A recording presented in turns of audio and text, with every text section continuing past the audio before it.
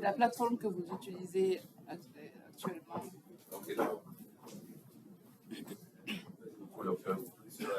Dans mon pays, on a beaucoup utilisé SANG, qui est aussi une méthode de référence dans le diagnostic du VIH, Covid, pour faire le réglage du couverture de SANG. Maintenant, on utilise aussi Minéaïon, aussi dans notre technologie, qu'on a beaucoup utilisé pour la Covid-19. Mais pour le plasma, nous n'avons pas encore le phénomène de sur pied. Et Illumina a été aussi utilisé au début pour le VIH. Et c'était on dit, mais on n'est pas sûr qu'ils ont aussi c'est cassé le monkeypox au Cameroun. On n'a pas confirmé. Donc, on dit quelque chose de ça. Merci. Alors, chez nous, dans mon labo, on a commencé par utiliser SANG. En RDC, à Bukavu-Valais de l'RDC, on a commencé par utiliser SANG, mais là, on a envoyé les implicants quelque part pour faire le séquençage et on nous envoie les résultats. Mais depuis 2 ans, on a commencé à faire nous-mêmes en utilisant l'IA. Oui, c'est bon. Nous avons même publié des résultats préliminaires de ce que nous avons fait et le programme national les a intégrés pour mettre à jour le policy. Bonjour. Nous, en Algérie, nous avons la technologie Illumina. Nous avons Illumina MySeq. Et nous avons aussi le Ion Torrent et le Nanopore, le Miniaïon. Donc, tout ça dans une plateforme. Comme vous avez dit, dans le premier temps, chaque labo ou bien chaque service a son propre séquenceur. Ensuite, on a décidé de créer une plateforme de séquençage et d'analyse bioinformatique, ce qu'on appelle maintenant plateforme génomique bioinformatique. Donc, n'importe quel service, cette plateforme est serviable pour tous les labos. Donc, n'importe quel service qui veut faire le séquençage ou l'analyse bioinformatique, elle prépare son ADN. Ensuite, elle envoie l'ADN au plateforme pour faire le séquençage et pour faire l'analyse bioinformatique aussi.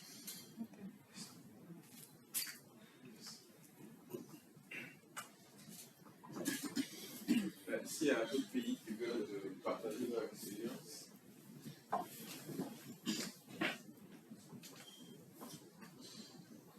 Chez nous, en Côte d'Ivoire, c'est l'Institut Pasteur qui a des séquenceurs. Alors, chez nous au Sénégal, on a Illumina et Nanopore. On a le MySec, le ISEC et on a aussi le Nexec. On utilise des trois, mais on a aussi le Mini-IM. On utilise très souvent aussi. C'est nous, au Burkina, je pense qu'on a les mineurs et puis Illumina et Sanga aussi, qu'on a utilisé beaucoup, surtout les nanopores pour les séquençages du Covid-19. Et actuellement, avec la surveillance génomique, dans le laboratoire central de référence avec les laboratoires nationaux de référence qui sont en train de faire des séquençages des germes pathogènes qui circulent.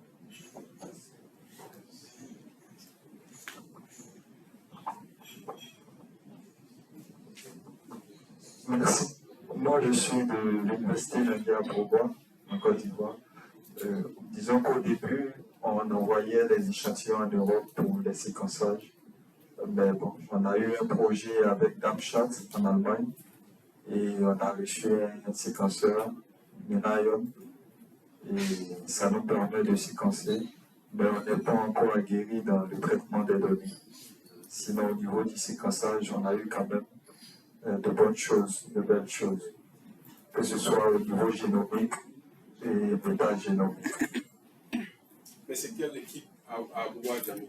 On va dire du professeur Jenny, parce qu'il n'y a pas d'équipe structurée en tant que telle dans nos universités. Je sais que le professeur Alassane, il avait... Oui, il y a une autre équipe qui a un Miniaïon. Voilà.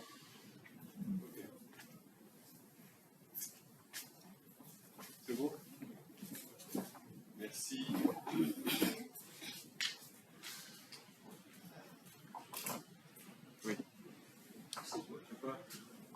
comme le professeur a parlé de M. Pasteur, je pense de plus en plus, en Côte d'Ivoire, il y a des équipes qui commencent à s'équiper. Bon, nous, notre première plateforme, c'était un Nexi 550. Il y a seulement, c'est 2020-2021. Bon, maintenant, Illumina est en train de passer à autre chose, quoi. Nexi 2000, Nexi 1000, enfin, plein de choses. Mais bon, l'équipement qu'on a, il est encore utile, puisqu'il a été mis à niveau. Donc là, on peut l'utiliser. Et avec les i700, c'est les plus petites de la série, un peu de la taille d'une imprimante pardon. Et puis avec des mines ailleurs. Il y a le Sanger aussi dans la maison à l'Institut, donc on a les techniques. Merci. Pardon. Alors, on a utilisé le Nexic, on l'utilise. Le Sanger, lui, permet de faire des examens de routine aussi. Et puis j'avais dit quoi? Les i700, ça on les a reçus récemment. Donc ils ont été configurés. Donc ils attendent qu'on les lance. Illumina, nous on a eu les réactifs avec CDC après pour Covid. C'est ça. Après Covid, avec la situation politique du Mali, c'est difficile d'avoir des réactifs pour ces cultures. Donc nous on est actuellement presque à 80% INAM. Oui, c'est ça en fait. Bon, pour le moment, c'est ce que je dis aux gens, aux autres. On a eu la chance avec la Banque mondiale qui nous avait demandé il y a quelques années de faire des expressions de besoins. Donc on a reçu les réactifs en, je pense, septembre par là, Stan. Voilà. Ce qui fait que, bon, là on est chaud même pour entrer au labo. On finit la formation peut-être un peu avant, on va entrer pour justement pratiquer ce que vous apprenez avec Plasmodium. Voilà. On a reçu des kits pour faire le séquençage, mais sélective SWG. Avec Minayon, c'est très rapide. Avec tous les marqueurs connus, on a fait un pool de primer avec tous les marqueurs connus du paludisme qu'on lance avec nos échantillons. Donc avec un flow cell, tu peux partir avec une plaque entière et ça va te dire tous les marqueurs connus. Parce qu'on est en train de faire une surveillance en fait. C'est ça. Il faut qu'on se parle après. Donc les primers, on Tout à pousse fait. tout. Il faut qu'on se parle. Ceux qui font pas lui drug resistance, là, il faut qu'on fasse une réunion tout après. C'est sûr. Allez, merci.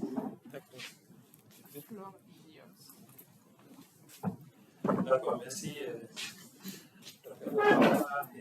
Merci à toutes et à tous. Maintenant, on a essentiellement une idée des différentes plateformes. Et comme elle l'a dit, chez nous, on va dire on a pratiquement toutes les plateformes. Heureusement, je pense qu'on est comme la plupart des pays, peut-être à l'exception de l'Algérie, les efforts ne sont pas accumulés. Et de ce fait, chaque équipe évolue un peu de son côté. Et quand on regarde en somme, ce n'est pas du tout cost-effectif. Et l'équipe a pointé, Illumina, l'Institut national de santé publique, par exemple, ils ont pointé, ils ont Illumina, nous on a Ion Torrent. De l'autre côté, ils ont Illumina, ils ont pointé. À l'hôpital du Mali, ils ont Pac Bio. Et c'est plutôt dispersé en fait. Et je pense que, comme elle l'a dit, la vision devrait être de converger, de mettre en place des équipes qui communiquent beaucoup plus pour une meilleure utilisation des ressources et des fonds que nous avons qui sont dédiés au séquençage. Donc, on va essayer de parler un peu des méthodes de séquençage en essayant de parler un peu du principe dans chacune des méthodes, les avantages et les différentes plateformes qui sont disponibles de nos jours, ou du moins ce que nous connaissons.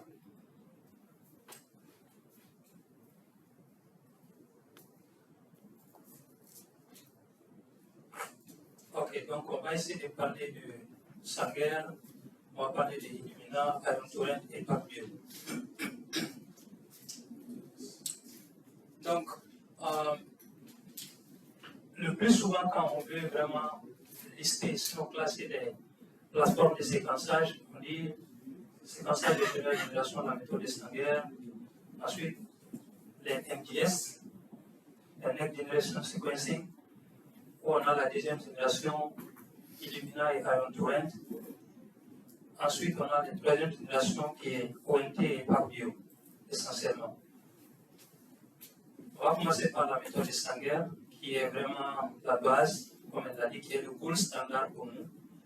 On va faire du séquençage, mais quand on veut être sûr de certains résultats de notre séquençage, on reviendra à la méthode de Sanger. Donc, il y a tout un historique. À commencer par le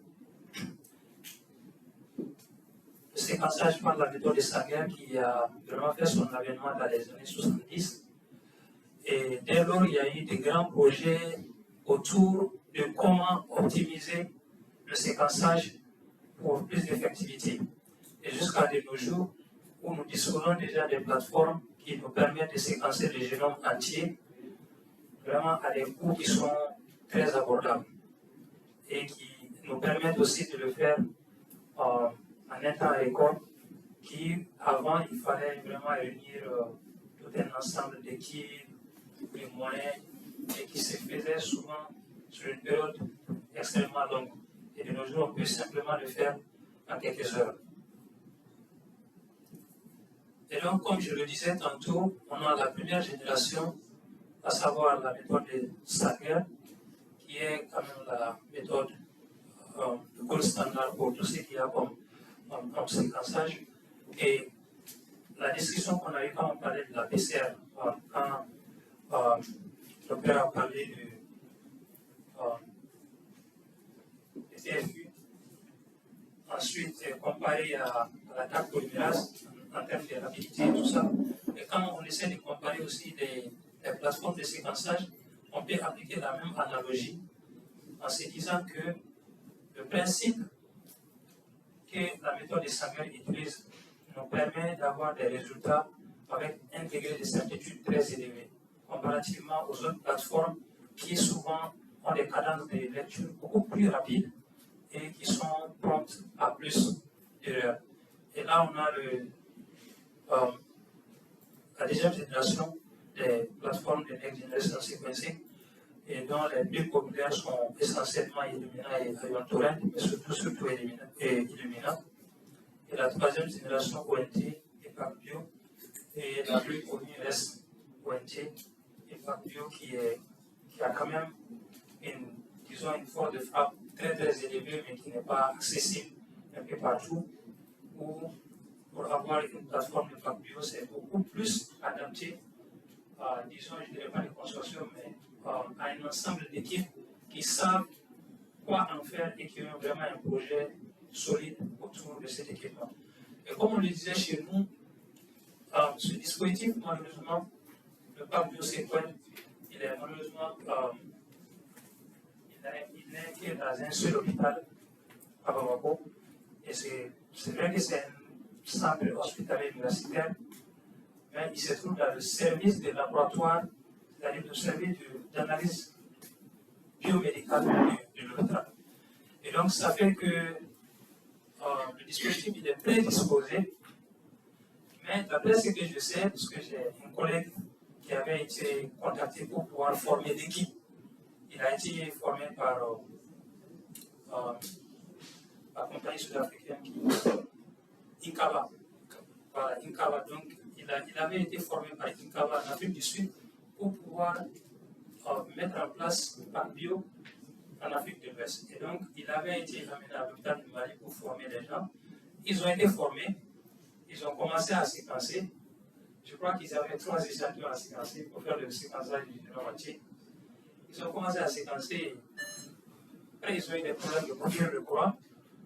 Et donc, on a un dispositif de plus de 600 millions.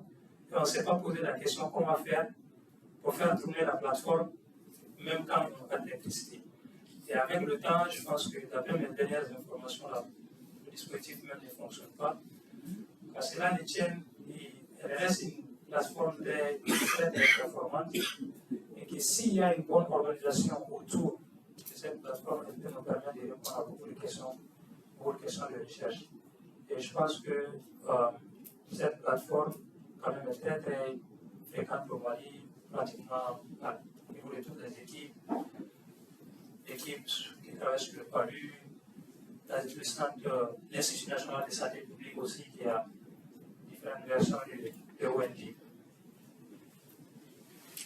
Donc, pour parler du séquençage de première génération, la méthode de Sanger, qui a fait ça, que le monde a connu en 1977, et donc qui a été développée par Maxime Gilbert et Sanger, et c'est la méthode qui est, comme on l'a déjà dit, qui s'avère la plus précise en termes d'identification des nucléotides sur une séquence génomique. Et elle est couramment appelée la méthode de séquençage de terminaison des chaînes. Donc on verra un peu plus devant que le principe même de cette méthode est basé sur la terminaison des chaînes. Et je pense que le principe et la technologie qui est utilisée par cette méthode reste la technologie apparentée à beaucoup de méthodes de traitement que nous avons aujourd'hui, notamment les traitements de certains antirétroviraux qui utilisent la même analogie pour faire le blocage de la synthèse de chaînes. Et elle est basée sur l'incorporation des DNTP dans une séquence d'acides aminés, mais des DNTP qui sont modifiés. Donc, c'est tout simplement une technique de PCR qui est modifiée. Donc, le séquençage par la méthode de Sanger, en tant que tel, c'est une PCR que nous essayons de faire, mais sauf que cette fois-ci, la PCR qui est à la base supposée nous générer une séquence, sinon une taille fixe de fragments, cette fois-ci,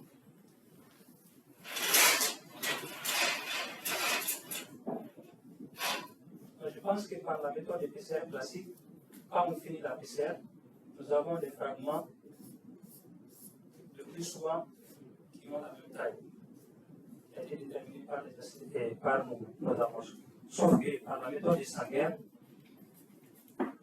après cette PCR, on a plutôt des fragments de différentes tailles qui, lorsqu'on les aligne, après, on se retrouve à couvrir entièrement la séquence que nous avons amplifiée. Donc, c'est vraiment une modification de la PCR et qui est plutôt basée sur la chimie des nucléotides et qui, à la fin de la PCR, utilise ce qu'on appelle l'électrophorèse par les capillaires. Et donc, comme on l'a dit, voici les nucléotides types qu'on a. Et la modification que nous faisons, c'est surtout à ce niveau-là.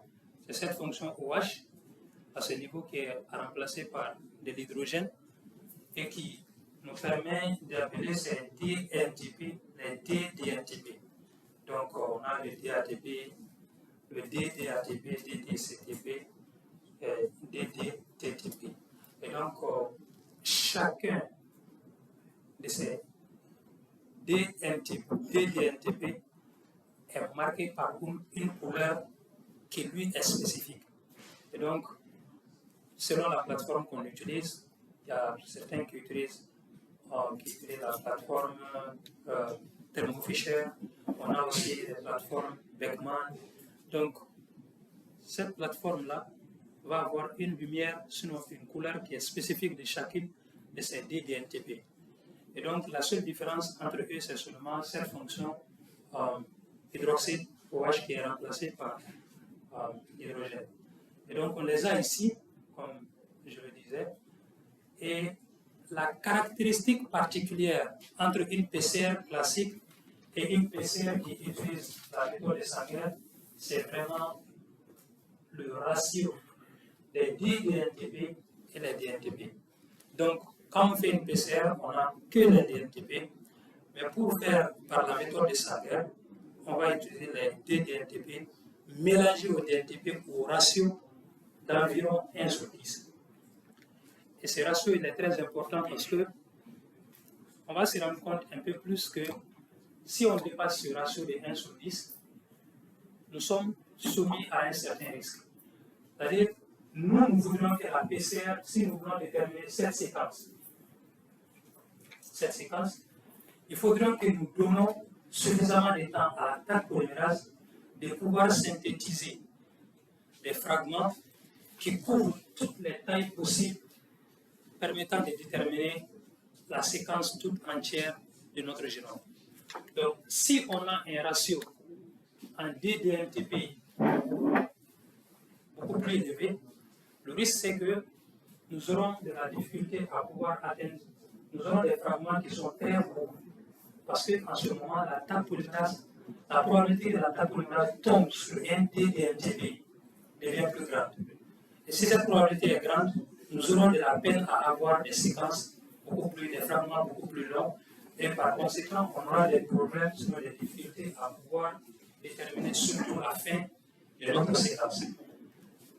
Et donc, on pourra l'avoir pour les fragments, on pourra l'avoir dans ce sens, et dans l'autre sens aussi, on pourrait avoir des fragments qui n'atteignent pas non plus l'autre bout. Donc, au finish, on aura des séquences qui sont beaucoup plus courtes qu'attendues. Et je pense que même avec ce ratio, comme on est entre guillemets tous familiers avec la méthode, on se rendra compte que même avec ce ratio, on a souvent des échantillons où à peine nous arrivons à couvrir toute la longueur du fragment. Surtout quand le fragment commence à être long, à atteindre les 700-800 paires de bases ou même 1000 paires de bases. Je pense que cette technique, elle reste la technique de gold standard, mais encore une fois de plus, nous avons plus de chances de pouvoir déterminer tous les acides aminés sur notre séquence si elle n'est pas trop longue. Parce que sinon, même si elle est déterminée, vous allez voir que la qualité de nos données n'est pas vraiment aussi que ça. Donc, la PCR en tant que telle utilise tous les ingrédients que la PCR classique utilise. Et comme je l'ai dit, la seule différence, on a ce mélange-là qui est utilisé au ratio de 1/10. Et donc, on a plus de chances pour DMTP d'être incorporé. Et à la fin de notre PCR, on a des fragments de différentes tailles. Des petites tailles, depuis le début du fragment jusqu'à la fin. Et partout où nous avons des corrélations, on comprend par là que l'attaque polymérase, plutôt que, au lieu de prendre un DNTP, elle est tombée sur un DNTP et par conséquent, le fragment ne peut plus, la synthèse du fragment ne peut plus continuer et elle est stockée à ce niveau. Et nous allons faire une sorte d'arrangement par électrophorèse. Et en faisant cette électrophorèse, les fragments qui sont les plus courts vont bien évidemment sortir avant. Et puisqu'on avait labellisé les DDMTP avec différentes couleurs, ces couleurs nous permettront, lors de l'électrophorèse, de pouvoir déterminer quel est l'acide, quelle est la base qui a été détectée à la sortie du fragment des capillaires et qui nous permet de reconstruire notre fragment en entier.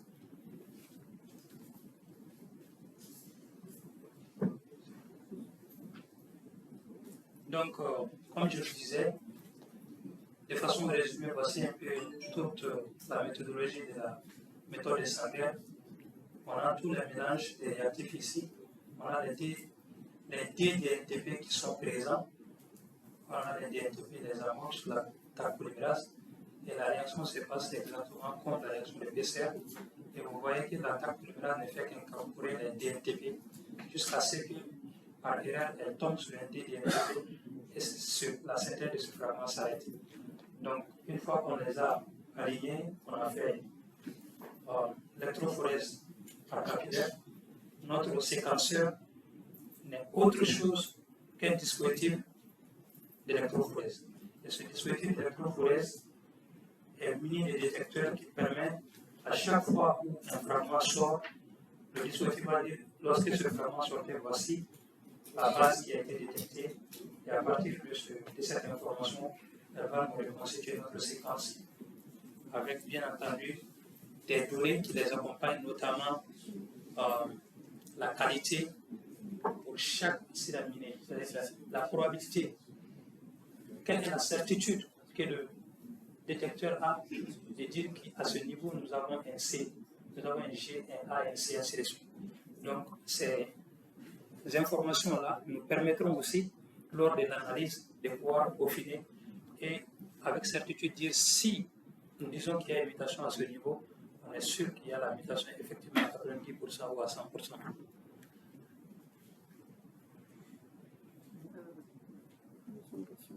Je pense qu'à ce niveau, l'analyse de ces chromatogrammes, je pense que vous êtes tous familiers avec ça, c'est pas la peine de...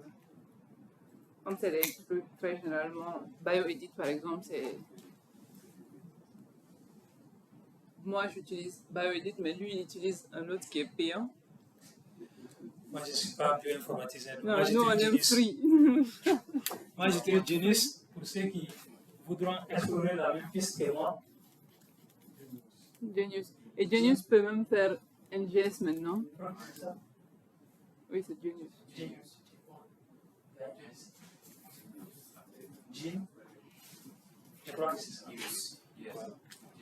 Genius. Donc, aujourd'hui, il permet de faire beaucoup de trucs. Par exemple, je pense que lors de cet atelier, on verra quand on va commencer la génétique des populations, les métriques qui sont utilisées, FST et autres, la diversité nucléotidique PIB, même avec Genius, on peut le faire. Quand personnellement, je veux faire tout ce qu'il y a comme slicing, couper des fragments et tout ça, moi je le fais avec Genius. Parce que voilà. Et c'est le gratuit. Voilà.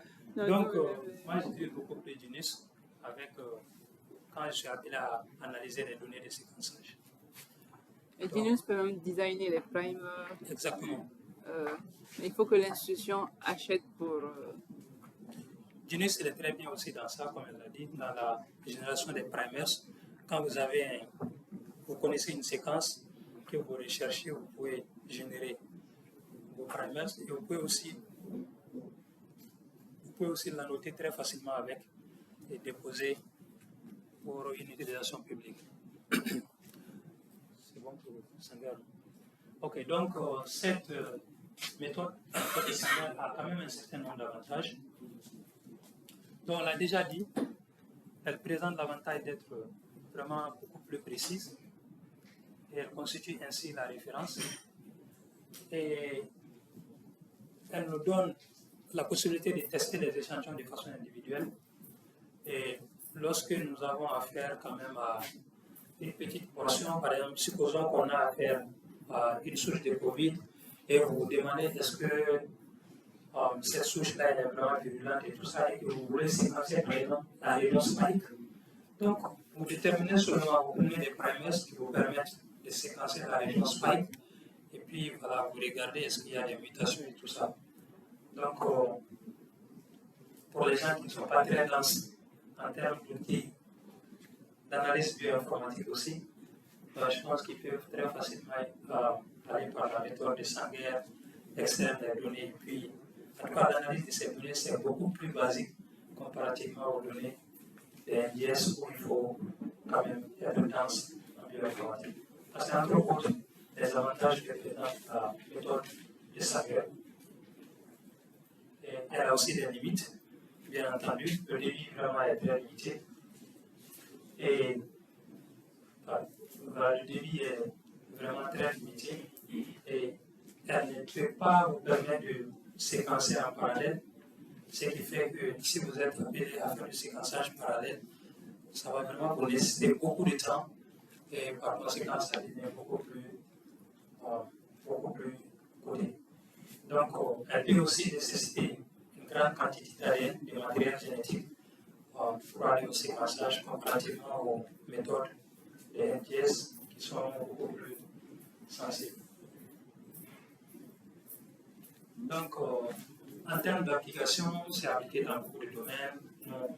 Nous parlons effectivement des Sanger dans le cas du FALU, qui est pour le génotypage des pathogènes, dans la recherche de la résistance, et aussi savoir certains gènes d'intérêt. Et ça permet aussi de confirmer les données qu'on va détecter par la méthode de Next Generation Sequencing et le séquençage de l'ADN mitochondrial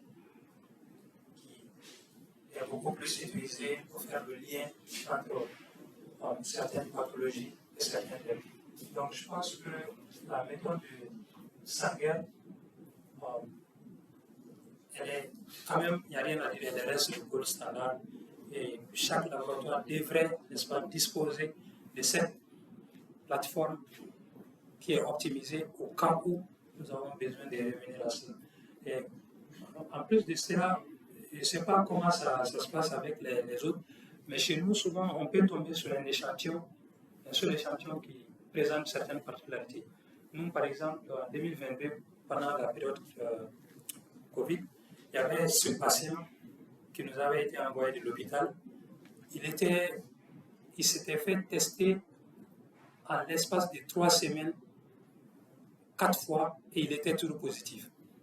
Et le problème qui se pose, c'est que la charge virale ne baissait pas. Plutôt que la charge virale diminuait, la charge virale augmentait.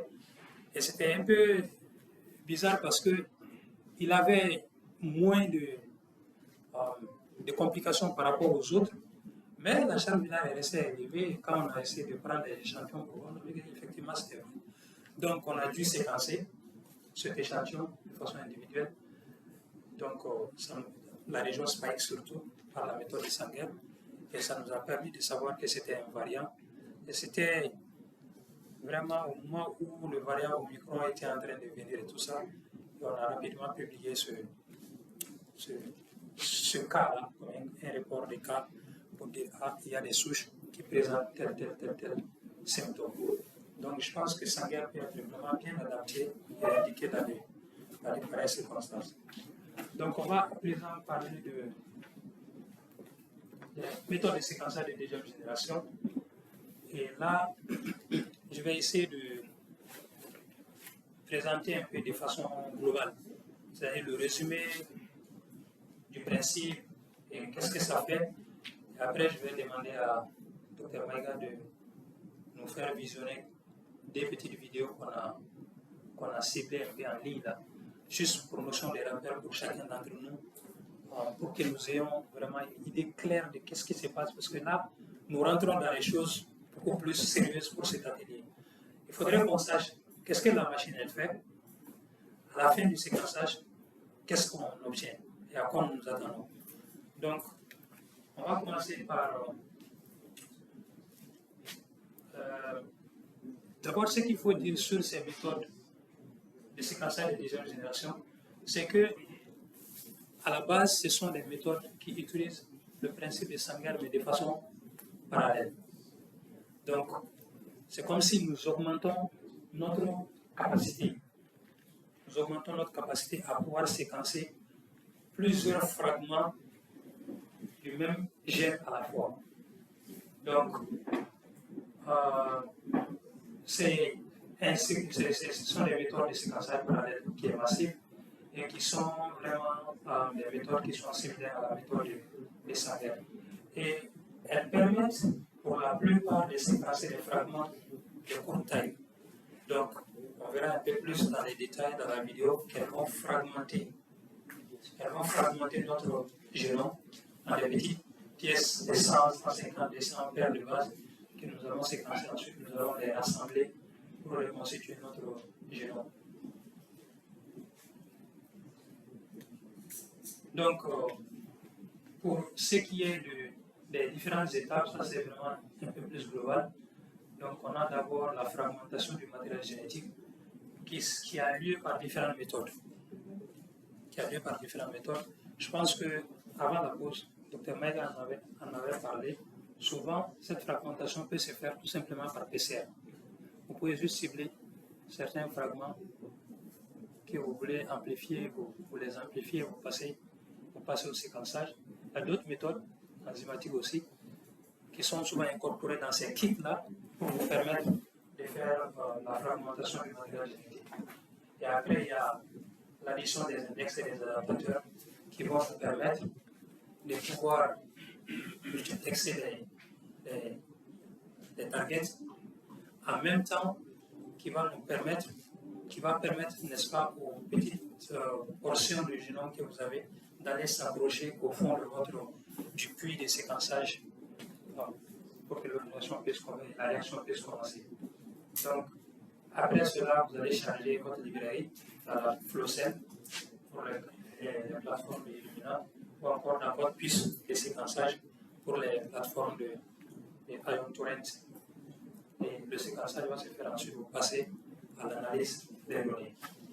Donc, les deux technologies que nous présentons ici, c'est essentiellement la méthode Illumina et aussi la méthode Ion Torrent. Donc, on l'a déjà dit, vous avez votre matériel génétique qui est là, vous allez le fragmenter. Après la fragmentation, vous allez passer au séquençage. Et après le séquençage commence tout ce qu'il y a comme analyse des données. Donc ça, ce sont essentiellement, quand nous parlons du cas de Illumina, ce sont de façon avancée les différents écrans pour cette plateforme.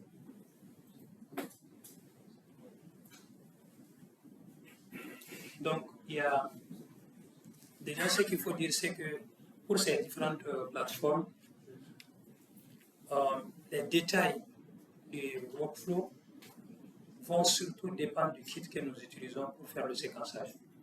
Et donc, nous avons la chance qu'aujourd'hui, toutes ces plateformes disposent déjà des outils en ligne qui vous permettent de sélectionner non seulement l'organisme que vous voulez séquencer, du moins si vous ne pouvez pas sélectionner l'organisme en tant que tel, vous pouvez dire qu'au moins il appartient à cette catégorie.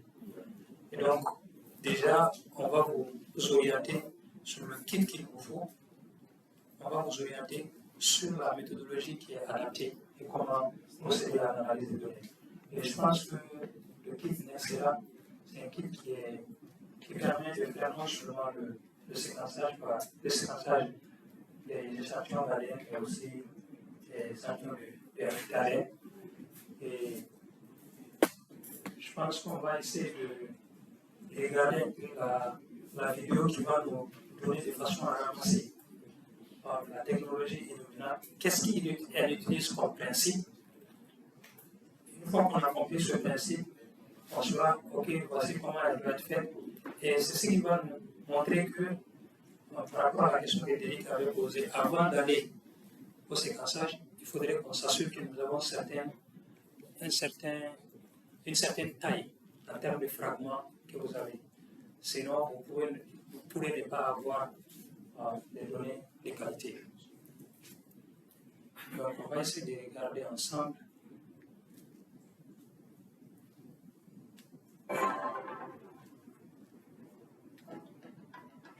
The Illumina sequencing workflow is composed of 4 basic steps: sample prep, cluster generation, sequencing,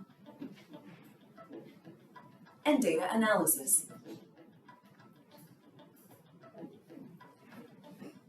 There are a number of different ways to prepare samples. All preparation methods add adapters to the ends of the DNA fragments.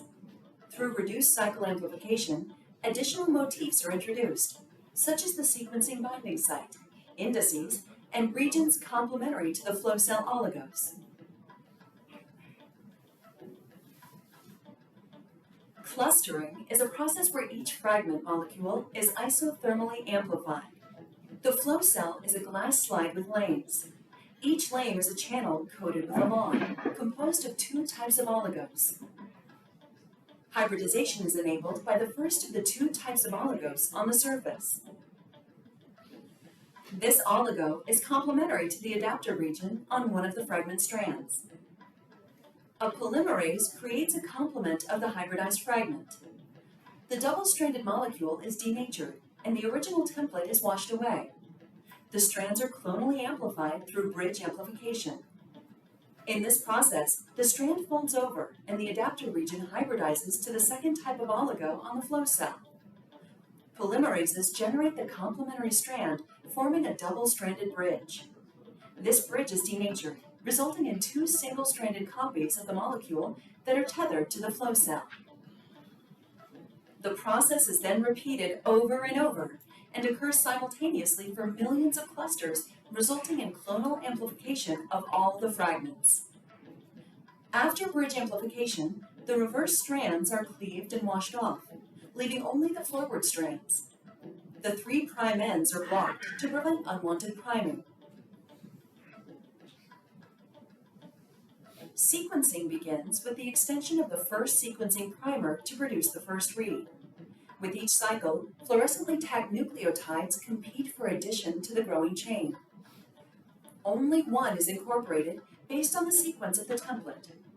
After the addition of each nucleotide, the clusters are excited by a light source, and a characteristic fluorescent signal is emitted. This proprietary process is called sequencing by synthesis. The number of cycles determines the length of the read. The emission wavelength, along with the signal intensity, determines the base call. For a given cluster, all identical strands are read simultaneously. Hundreds of millions of clusters are sequenced in a massively parallel process. This image represents a small fraction of the flow cell. After the completion of the first read, the read product is washed away. In this step, the index 1 read primer is introduced and hybridized to the template. The read is generated, similar to the first read. After completion of the index read, the read product is washed off and the 3' ends of the template are deprotected. The template now folds over and binds the second oligo on the flow cell. Index 2 is read in the same manner as index 1. Polymerases extend the second flow cell oligo, forming a double-stranded bridge. This double-stranded DNA is then linearized and the 3' ends are blocked. The original forward strand is cleaved off and washed away, leaving only the reverse strand. Read 2 begins with the introduction of the Read 2 sequencing primer. As with Read 1, the sequencing steps are repeated until the desired read length is achieved. The Read 2 product is then washed away. This entire process generates millions of reads, representing all the fragments. Sequences from pooled sample libraries are separated based on the unique indices introduced during the sample preparation. For each sample, reads with similar stretches of base calls are locally clustered. Forward and reverse reads are paired, creating contiguous sequences. These contiguous sequences are aligned back to the reference genome for variant identification. The paired end information is used to resolve ambiguous alignments. Genomic data can be securely transferred, stored, analyzed, and shared in BaseSpace Sequence Hub. Discover the possibilities of next-generation sequencing. Je pense que globalement, les concepteurs même des plateformes nous ont dit comment elles marchent, quel est le principe qui est derrière. Ce qui est détaillé un peu dans ces slides-là. Donc, on a parlé de fragmentation, ils ont dit de la préparation des librairies, du clustering, ensuite de la formation des loops, et encore qui sont séquencés, ensuite qui sont dénaturés. Et le processus va se faire de façon par zoning sur le flow cell pour déterminer la séquence et tout ce qu'il y a comme analyse des données et que ces données peuvent être partagées et tout ça sur différentes plateformes. Donc ça c'est de façon résumée la méthodologie de la technologie Illumina. Et je pense qu'on va partager ces ressources, comme on a dit, avec les participants pour ceux qui voudront les donner aux étudiants et autres. Et donc vraiment tous les détails sont là. On a différentes plateformes avec leurs capacités. Donc, selon la plateforme dont l'institution dispose, voilà, le débit qui varie d'une plateforme à l'autre. Et maintenant, on va parler de la deuxième méthode. Je pense qu'il y a un dernier qui n'est pas cité. Ouais. Après Novartis, longue de travail avec Novartis. Après Novartis, il y a une dernière génération maintenant, XP. Qui est high. D'accord, on va mettre ça à jour. Ouais. Donc, on a les capacités de chacune d'entre elles, de chaque plateforme.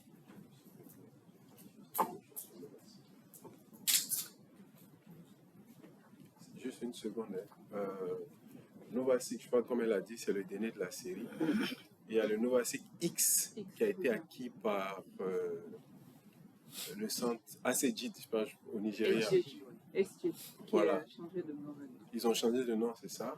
Et plus récemment, j'ai vu qu'ils ont pu séquencer, je crois, au moins un génome. Humain. Oui, de Nigérian. Donc, c'est de gros matos. C'est de gros matos.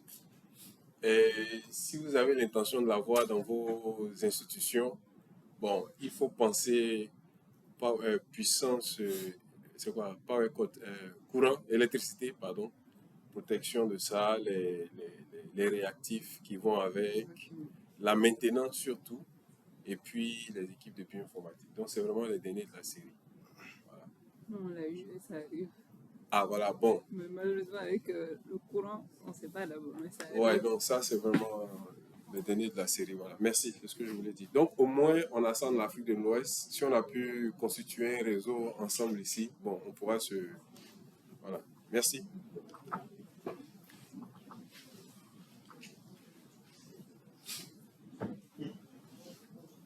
D'accord, merci. Donc, on va à présent parler de Fluent Torrent.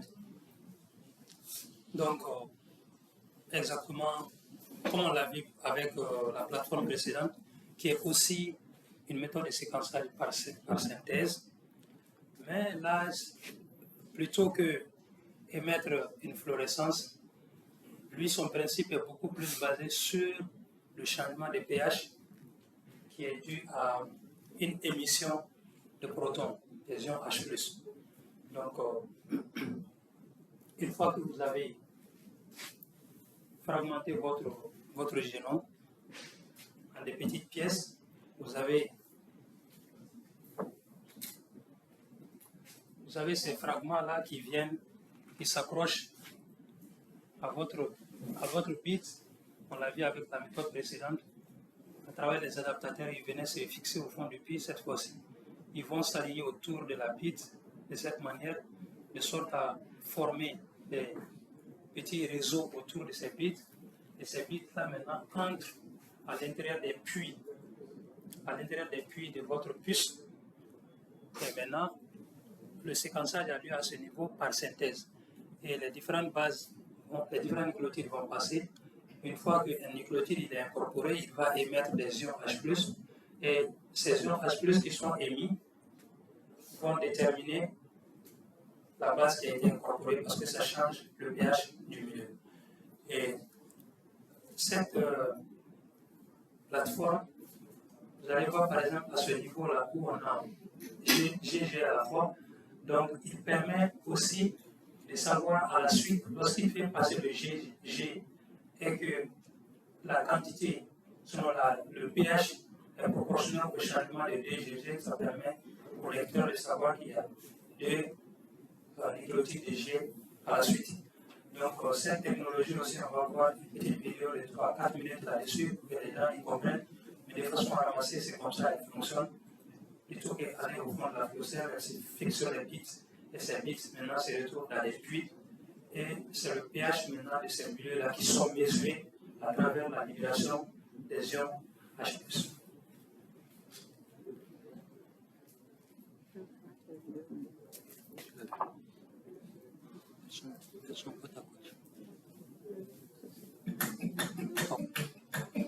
Next-generation sequencing is a powerful technology which can interrogate many targets at the same time, from just a few genes to all of the individual nucleotides in a whole genome.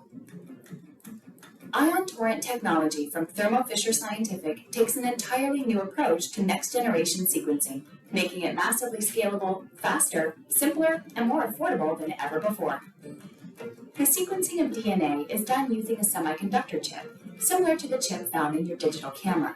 While the chip in your digital camera has a sensing layer covered with millions of pixels that translate light into digital information, an ion chip has millions of wells covering those pixels. These wells capture chemical information from DNA sequencing and translate it into digital information, or base calls. The sequencing process starts when a sample of DNA is cut up into millions of fragments. Each fragment then attaches to its own bead and is copied until it covers the bead. This automated process covers millions of beads with millions of different fragments. These beads then flow across the chip, each depositing into a well. Then the chip is flooded with one of the 4 DNA nucleotides. Whenever a nucleotide is incorporated into a single strand of DNA, a hydrogen ion is released. This is how the ion torrent system sequences DNA. The release of the hydrogen ion changes the pH of the solution in the well. An ion-sensitive layer beneath the well measures that change in pH and converts it to voltage. This voltage change is recorded, indicating that the nucleotide was incorporated and a base was called. In essence, each well works as the world's smallest pH meter. The process is repeated every 15 seconds with a different nucleotide washing over the chip. For example, cytosine. A polymerase incorporates the C nucleotide in the DNA strand if a complementary G molecule is present. If the nucleotide is not complementary to the next base, no ion is released, no voltage change is recorded, and no base is called. If there are 2 identical bases next to each other, 2 nucleotides are incorporated, the voltage doubles, and the chip will record 2 identical bases called. This process happens simultaneously in millions of wells. That's why it's often described as massive parallel sequencing. The ion chips help you scale the workflow to your research needs so that you can run both small and large-scale projects without the need to change platforms. And the semiconductor approach helps you implement a significantly faster NGS workflow. There are many possible research applications with NGS, from whole genome sequencing to identify association of genomic variation with different diseases, to targeted NGS, where the whole power of NGS is used to interrogate a defined number of targets with possible significance in the pathogenesis. Ion torrent technology from Thermo Fisher Scientific harnesses the power of targeted NGS to make sequencing faster, more scalable, and more accessible than ever before. D'accord. Donc, merci. Donc, je pense que ça, c'est aussi résumé ici, qu'on peut l'apercevoir. Vous voyez les fragments qui s'approchent à la bite et qui vont maintenant rentrer dans le puits. Ce niveau, comme ça a été dit dans la vidéo, à chaque fois qu'il y a une base qui est incorporée, ça fait changer le pH du milieu qui est transformé en signal pour dire que c'est telle base qui a été incorporée. Donc ça, c'est un peu, les détails sont donnés dans les slides, qu'on va aussi partager avec les uns et les autres. Donc, je pense que la technologie suivante, avant de passer cette plateforme, Ion Gene Studio S5, donc c'est cette plateforme dont nous disposons avec le Ion Chief qui est là. Le Ion Chief qui permet de préparer tout ce qu'il y a comme librairie et tout ça. Donc on peut automatiser cela aussi pour limiter les erreurs, mais ça peut se faire aussi manuellement avant de passer au séquenceur. Donc là, c'est le séquenceur et là, c'est le Ion Chief qui nous aide pour tout ce qu'il y a comme préparation de librairie. Donc il y a le ONT, je pense qu'il n'est plus à présenter. On sait que c'est tout simplement la technologie qui est basée à ce niveau-là, où il va dérouler la molécule d'ADN et faire entrer seulement un seul brin qui passe à travers ce pore-là. Et le pore, la molécule en passant, fait émettre des signaux qui sont fonction de la base, ou disons du nucléotide, qui est perçu par le dispositif. Donc, la dernière plateforme pour NGS,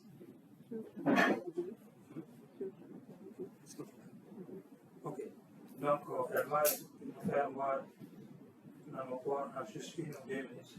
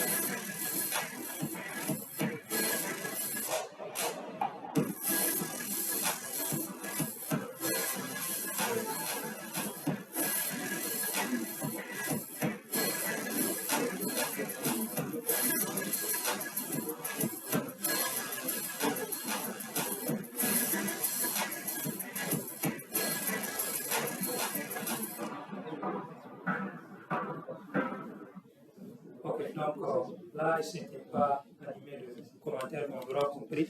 On a tous vu la protéine à travers laquelle la séquence elle passe pour être identifiée au fur et à mesure qu'elle passe à travers le changement de courant. Donc là se trouve de façon résumée la plateforme ONT et tout ce qu'il faut savoir là-dessus. Donc on va donner les slides aux gens, la ficelle et tout ça. Et les différentes applications de la technologie ONT, depuis la transcriptomique jusqu'au diagnostic clinique, et la surveillance, essentiellement la résistance aux médicaments et tout ça. Donc elle est vraiment utilisée dans beaucoup de domaines. Et enfin, la technologie PacBio. Donc je pense que PacBio, nos connaissances de PacBio, en tout cas chez nous, elles restent beaucoup plus théoriques, comme je l'ai dit tantôt. Nous disposons d'une plateforme de PacBio, mais nous ne sommes pas beaucoup plus familiers avec cette plateforme pour dire voici comment elle fonctionne et tout ça. Les connaissances restent beaucoup plus théoriques. Nous espérons que dans les jours à venir, on pourra tisser des liens de collaboration avec la structure qui la possède pour comprendre mieux comment elle fonctionne. Mais cette plateforme, voici un peu de façon détaillée le workflow, où contrairement aux autres, il y a ces loupes qui sont accrochées au niveau terminal de notre séquence qui est générée, la séquence double brin, et une fois qu'elle est insérée au bout ici, donc la séquence elle s'ouvre et la Taq polymérase vient commencer la synthèse en loupe. Elle tourne à l'intérieur de cette loupe qui est formée. Vous voyez, elle rentre ici et elle tourne. Donc la lecture elle est continue, ce qui fait que la même position est lue plusieurs fois par la Taq polymérase, ce qui permet aussi de limiter le nombre d'erreurs et tout ça. Donc voici un peu de façon résumée comment ça se présente. Là aussi la molécule elle est dans un puits et une fois qu'elle est dans le puits, la Taq polymérase entre dans la loupe et commence à lire de façon circulaire au sein du même puits et donne la séquence. Donc globalement voici un peu les différentes plateformes de séquençage, en commençant par Sanger, ensuite les plateformes de deuxième génération et enfin les deux derniers qui constituent les plateformes de troisième génération. Et je pense que chacun d'entre nous est un peu familier avec cela parce qu'on a eu le pré-workshop qui forcément veut dire que les gens ont une certaine base, mais qu'à cela ne tienne, il fallait revenir sur certaines notions de base pour que tout le monde soit au même niveau. Et on va voir si on peut mener une petite discussion, si les gens ont des commentaires, des additions, ou en tout cas des remarques à faire. Donc, avant que nous ne passions à la pause.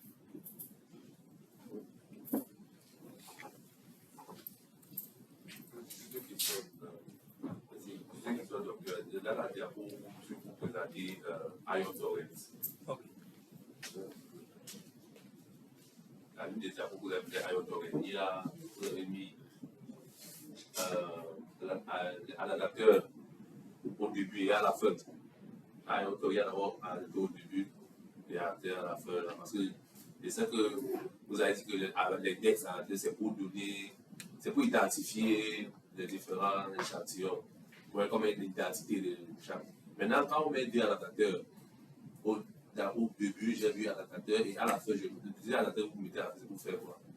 Il faut que le schéma de Ion Torrents est un peu confus. C'est pas compliqué. Ok, vous parlez de l'image où on a les. Oui, l'image, vous avez mis. L'image où on a l'adaptateur ici, on l'a ici. Oui. Et après, vous avez les bits auxquels ils sont accrochés. N'est-ce pas?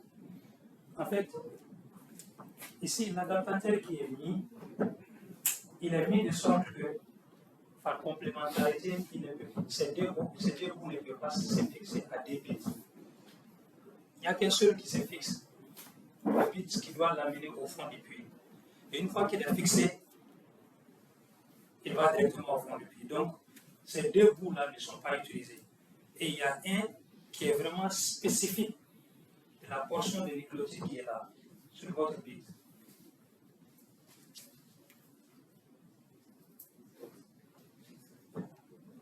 Je crois pas, on n'utilise pas ion torrent, c'est complexe. Je préfère moi rester à mon nanopore. Mon nanopore mini-ion, parce que ion torrent là, c'est complexe. C'est complexe, c'est d'abord cher, c'est complexe à bon temps. C'est mieux utiliser que nous, on peut.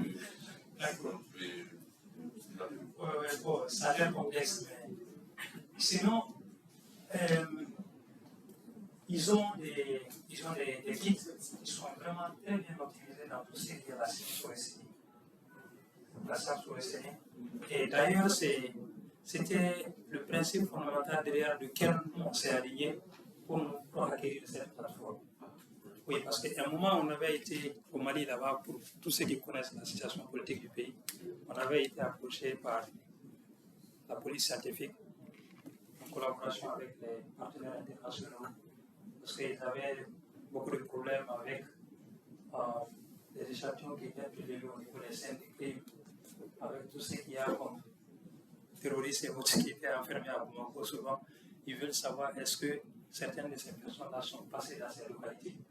Et donc, la plateforme qui avait vraiment des outils bien adaptés pour cela, ils ont des kits qui sont très bien adaptés pour tout ce qui est science forensique, depuis le prélèvement de l'échantillon à la préparation de l'échantillon et même l'analyse de l'échantillon.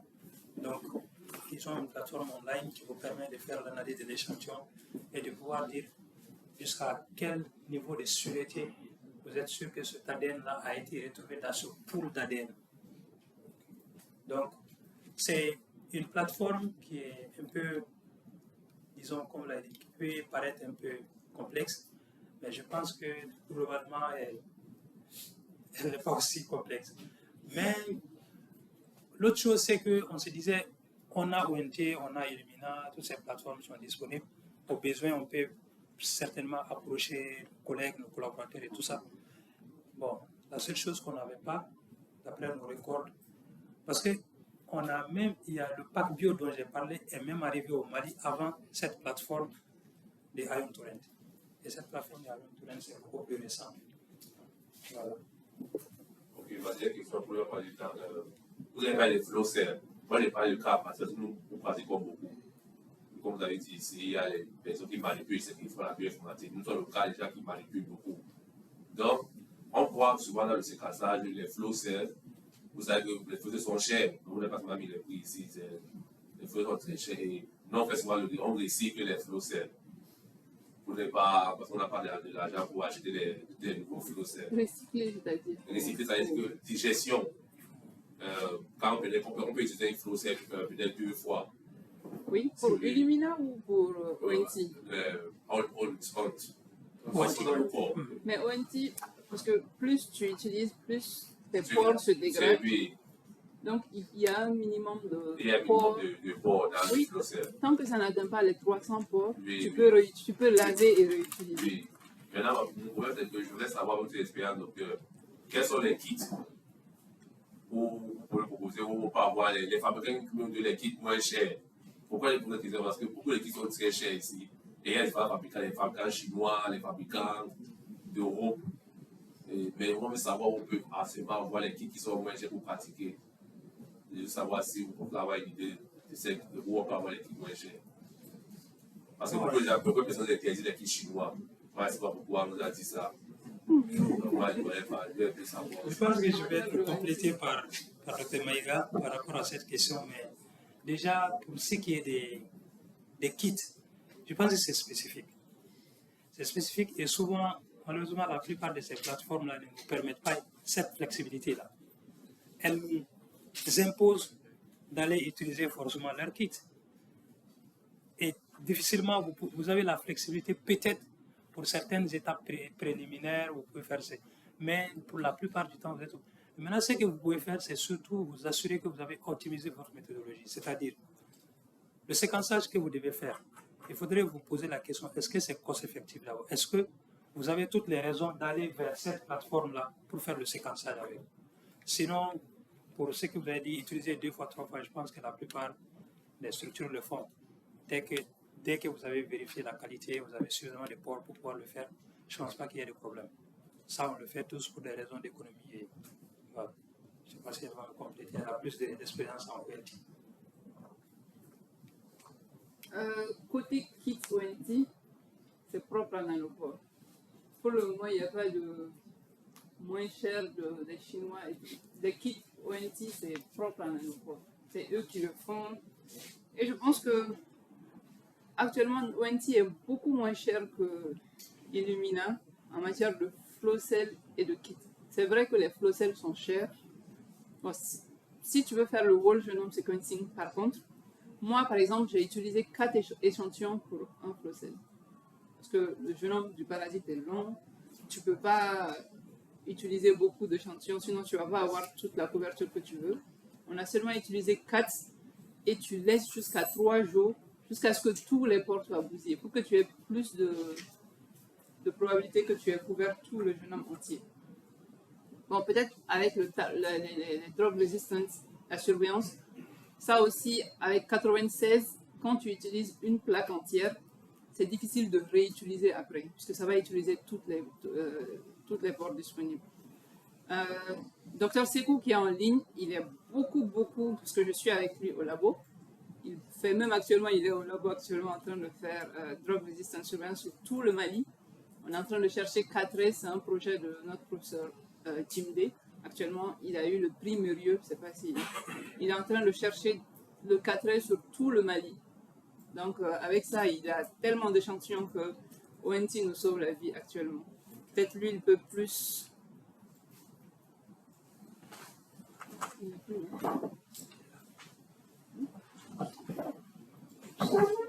Je peux ajouter une chose? Je pense qu'il est parti. Pardon, je peux ajouter une chose. C'est juste, quand on est en train de partager nos expériences avec les plateformes de séquençage et ainsi de suite, je veux juste partager avec vous une expérience concernant notre plateforme de séquençage. Donc, lorsqu'on était en train de créer la plateforme de séquençage génomique et informatique, donc, on était en train de récupérer tous les séquenceurs des autres laboratoires concernant le problème d'électricité avec le séquenceur. Donc, il y avait un laboratoire qui il y a eu un problème d'électricité avec un séquenceur qui a été endommagé. Heureusement qu'il y avait la garantie, donc on a envoyé le séquenceur à l'Égypte pour le réparer. Donc, les recommandations, c'était pour chaque équipement, ou bien pour tout le labo, il faut faire des onduleurs. Des onduleurs de high performance onduleurs, c'est-à-dire à partir de 6 kVA, ce qu'on appelle d'activité. Donc, c'est plus de 6 kVA. On a commencé par chaque équipement avoir au moins un onduleur. Ensuite, on a fait un système pour toute la plateforme. Donc, tous les prises de soit le côté wet lab ou bien le côté desk, tous les prises sont des libres. Donc, même s'il y aura des problèmes d'électricité, c'est-à-dire la moindre des choses, on va garantir que les équipements vont travailler sans problème. C'est ça. Merci. Bon, merci, Khalid. Je pense que même chez nous, l'hôpital du Mali dont je parlais, je pense que présentement, ils ont une salle qui est seulement dédiée pour les onduleurs avec grande capacité. Actuellement, ils ont leur laboratoire, même à cas de coupure, peut tenir pendant 24 heures. Tous les congélateurs sont en marche, les équipements, tout ça. Et je pense que c'est une équipe chinoise qui a mis cette plateforme à disposition de l'hôpital. Ils ont quand même une salle dédiée à cela. Et c'est vraiment très performant. C'est ça. Et il faut ensuite penser à avoir des congélateurs moins capables pour les échantillons. Je sais que c'est un peu cher, mais c'est vraiment utile d'avoir des moins capables parce que des fois, soit le séquenceur est occupé ou quelque chose comme ça, ou bien il faut faire la maintenance pour le séquenceur, quelque chose comme ça. Donc, il faut toujours garder les échantillons pour avoir une meilleure qualité avant de faire le stade d'extraction de la bière et tout. Merci. Je pense que c'est pour ami. On va essayer d'écouter un peu ses expériences, comme il est beaucoup plus dense en ONT. Bah, c'est le prix.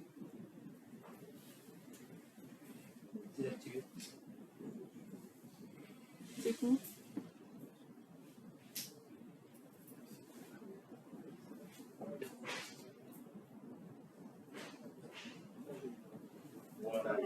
Oui, oui, on t'entend. Ok. Donc,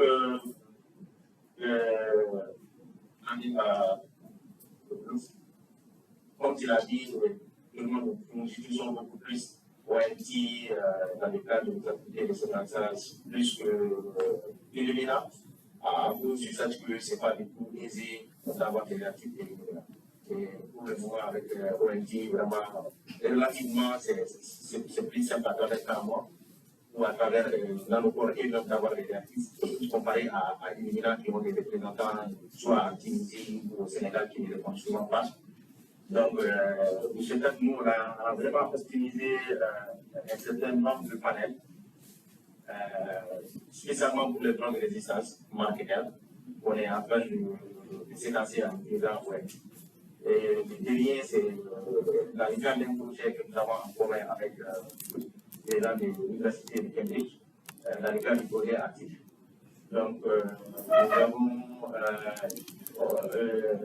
multiplexé tous les 6 matières de drogue de résistance, à savoir le matériel de résistance à la chloroquine, à la SP, à la lumefantrine, au dérivé de la pénicilline, à savoir PFCRT, DHFA, DHPS, K13, MDR.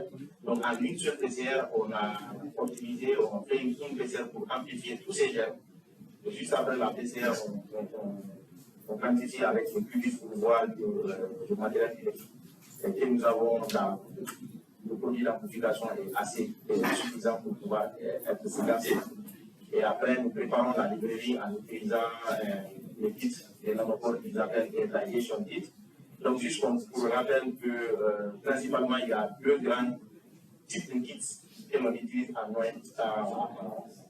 utilisant les plateformes qu'on appelle les rapid barcoding ou les native barcoding. Donc, la différence entre les deux kits, c'est quoi? C'est que le rapid barcoding va faire une étape de fragmentation de ton amplifant. C'est-à-dire, quand tu donnes l'ADN et tu le mets en contact avec le kit, ton ADN, ton produit est fragmenté et ensuite, les barcodes sont attachés dans le. Alors que les native barcoding, l'ADN, quand tu le mets en contact avec la librairie, ils vont rester tels qu'ils sont. Si c'est 1 million de perbases, ils vont rester 1 million de perbases. Et ensuite, les barcodes sont ajoutés dans les bouts et les adaptateurs aussi sont ajoutés et on séquence directement. Donc, nous, le protocole que nous avons utilisé, c'est avec le native barcoding parce que nous avons des gènes d'intérêt dont l'amplitude est très petit. Donc, on ne peut pas simplement utiliser les rapid barcoding. Donc, les rapid barcoding, c'est un kit de préparation dont le timeline est relativement court. En 1 heure et 2 heures de temps, on prépare la librairie. Mais il faudrait avoir affaire à des amplitudes qui sont relativement plus graves ou à travailler sur l'ADN uniquement. Donc, comme je l'ai dit, nous, le protocole que nous utilisons actuellement, c'est avec les native barcoding, c'est un peu étape, mais les amplitudes restent tels qu'ils sont. Donc, comme je l'ai dit, nous avons, et en plus de l'ensemble des matières de drogue et résistance, nous avons aussi ajouté la spéciation.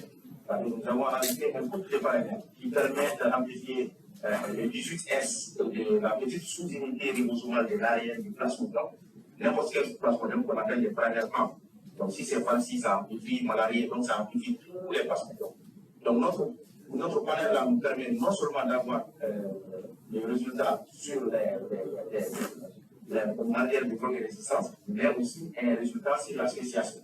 Ça nous permet de dire c'est quelle espèce. Donc, on a essayé, c'est ça notre panel ajouté par rapport au protocole. Sinon, les partenaires existaient. Ça a été déjà publié. Nous, on a pris les partenaires, nous avons essayé d'ajouter notre couple de partenaires qui permet d'amplifier le multiplex et de faire la spécialisation. Donc, en PCR multiplex, on amplifie tous nos gènes d'intérêt en même temps. On prépare la librairie et après, on fait les séquençages. C'est 96 échantillons en même temps. Et après, on utilise les langues pour faire l'appel des variants et pour voir la prévalence des mutations concernant sur lesquelles nous-mêmes on a été un pipeline qui permet de faire une partie analyse par rapport à la spéciation. Donc, principalement, dans les cas du palu, c'est ce protocole-là que nous sommes en train d'étudier et nous sommes environ à 6975 échantillons que nous devons analyser avec ce protocole. Et nous sommes actuellement, on a analysé plus de 3000 échantillons en utilisant ce protocole. Voilà. Donc, ça, c'est vraiment. En tout cas, j'entendais quelqu'un poser la question par rapport au coût du kit. Comme chaque fois l'a dit, le kit, c'est un nanobot qui fait exclusivement le kit.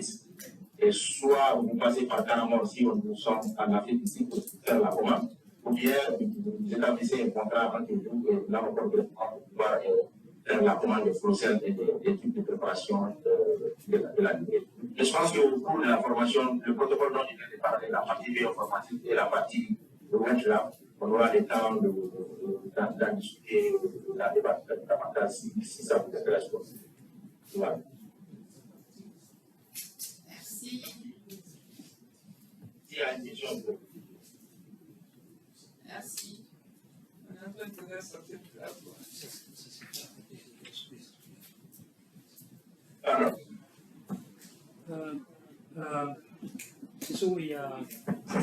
il y a deux questions. La première, c'est combien de marqueurs de résistance vous utilisez dans ce protocole? Et la deuxième, c'est est-ce que le protocole est exécuté à partir de DBS ou licence totale? ok. Alors, déjà, la première, j'avais dit que c'est tous les marqueurs. Il y a DHFR, ADS, PS, MDR, K13, CRT, donc c'est tous les marqueurs connus. C'est vrai qu'il y a plasmapsine, il y a d'autres marqueurs qui n'est pas pris en compte. Mais classiquement, les marqueurs de résistance classiques reconnus par l'OMS sont tous dedans. Donc le K13 est dedans, le DHFR est dedans, le DHPS est dedans, le MDR est dedans, le CRT est dedans. Et il y a même le CSP qu'on peut utiliser pour faire de la gaine pop. Donc on a même oublié de mentionner ça. Donc en plus des marqueurs de résistance, il y a aussi un gène très connu qu'on appelle le CSP qui est déjà utilisé comme cible dans les vaccins RPTS. Et aussi il y a les 18S qui est dedans. Donc globalement tous les marqueurs que les connus sont dedans. Voilà. Et la deuxième question, ils utilisaient. Si c'est le TBS qui est utilisé pour optimiser l'évolution. Le protocole a été optimisé sur le TBS, mais après, nous avons, puisque nous avons élaboré plusieurs contenus ici, donc après, nous avons pris des émancipations à la unité, après, on a fait l'extraction en utilisant tous les kits là, que ce soit diazène, que ce soit les Kelex, que ce soit avec le méthanol. C'est excellent l'assemblage. Donc, que ce soit l'extraction soit faite à base de PDS ou que ça soit fait à base de sang total, il n'y a pas de souci. Il y a surtout de l'ADN là. Et il n'y a pas de kits, puisqu'il y a certains protocoles qui disent pour faire l'extraction avec les PDS, c'est pas non. Mais ces protocoles, même si vous faites l'extraction avec le méthanol, ça marche.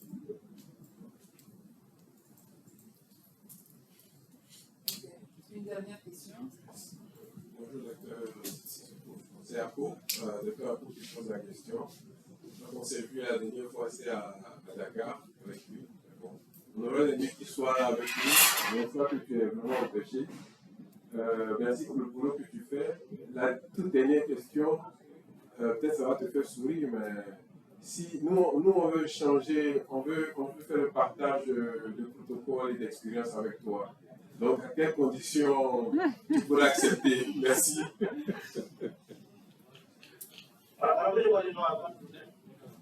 Ako. C'est Ako.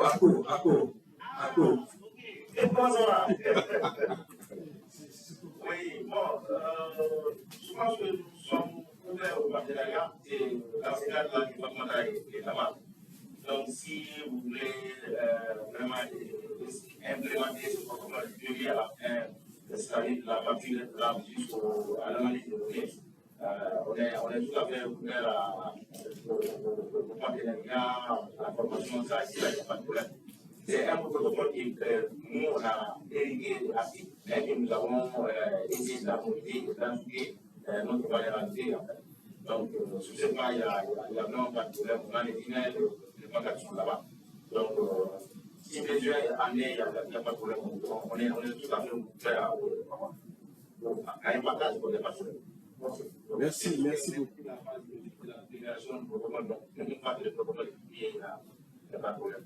Merci beaucoup, merci bien. Merci. Je fatigue beaucoup, c'est une de la bouche.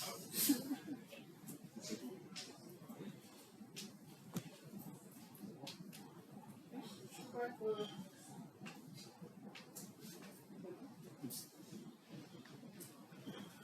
que la partie qui intéresse vraiment tout le monde, c'est la partie bioinformatique. Et là, on peut extraire, on peut faire la PCR, on connaît les méthodes de séquençage. Donc maintenant, on va directement rentrer dans la bioinformatique après les plateformes de séquençage, ce qu'on obtient après le séquençage, comment on va utiliser ces données-là. Donc comme il est l'heure de la pause, je pense que... So just before we go to lunch, is everybody still following the pace good? Do you have any questions? Pour ne pas vous couper, s'il vous plaît, mais je voulais ajouter quelque chose avant qu'on passe à la pause. Quand on présentait le séquençage sanguin, pour ça monter les études photogrammes, les chromatographie, normalement, on a d'abord fait ce qu'on appelle l'éditing. Nous devons corriger quand vous allez sortir les séquences brutes, les séquences sauvages, le séquençage sanguin. On a édité à utiliser le CIA, dans le VIH, il y a Recall, il y a CSKIP. Où nous utilisons les différents exoprogrammes, on corrige les acides nucléiques dans les bases azotés à l'intimidine. C'est en fonction de l'intensité de chaque outil qu'on corrige. Ça s'est fait beaucoup pour les séquençages sanguins. Mais pour nanopore, on ne corrige pas quand nous avons plutôt les fast few files qu'on va maintenant changer à fast trap. Là, il n'y a pas le processus d'éditing comme au sangle. Oui, merci. C'est une question, non? Non, c'est une image qu'il a présenté. Je ne sais pas si c'est. Oui. Parce qu'il y a une partie contrôle qualité, c'est ça qu'on va voir en fait. Quand on sort les. Oui, ça c'est fondamental. Ça. Donc, oui, merci pour cette remarque. Comme il a dit, on va parler de ces aspects-là dans la partie analyse des données.